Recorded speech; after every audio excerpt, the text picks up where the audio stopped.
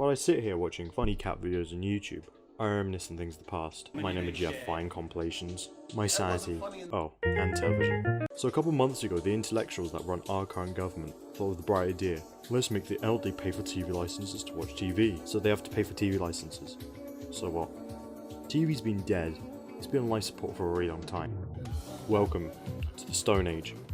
I'm in 1929.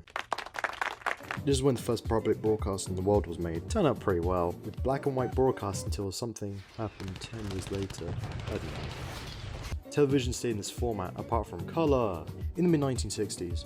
In the early 1970s, JVC developed the VHS tape, as you had to give away your firstborn child and your kidney to buy one. Most people couldn't afford it. So in 1975, Eckhard Baum in Germany created the first rental store. For the Zoomers out there, a video rental store is where you can rent a VHS tape for amounts of time. The most famous being Blockbuster. Yes, the place where Captain Marvel filmed the movie. And remember to hand in your tapes or you have to do John Wick.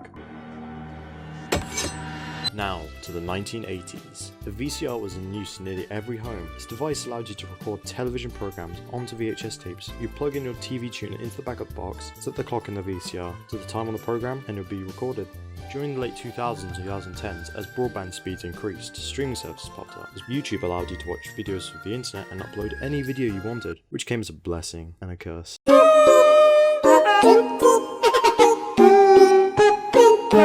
Streaming services like Netflix or Amazon Prime had more industry-created media.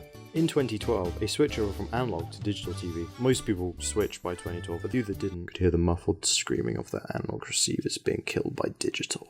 So you're probably screaming at your computer monitor, Internet man, what's the deal with all this information? No idea, just read out to make the script longer. Well, television's been dying for ages.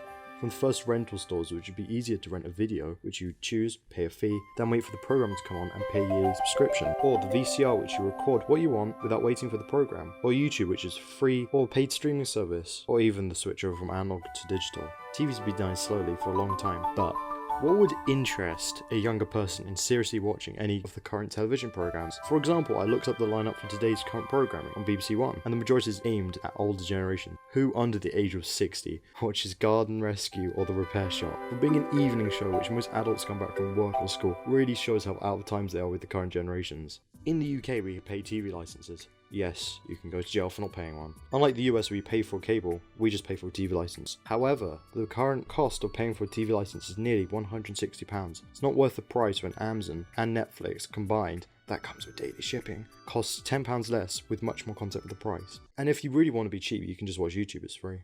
Streaming can be an annoyance for most people, with more and more companies making various streaming platforms for their content, with last month, for example, launching Disney+.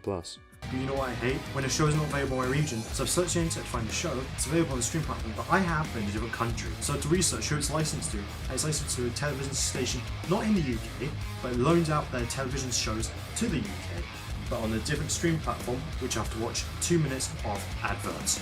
It was worth it to watch Kill la Kill, but my point being a central stream platform that has all the current television programs would really save the television industry. Like current TV, without waiting for your program to come on.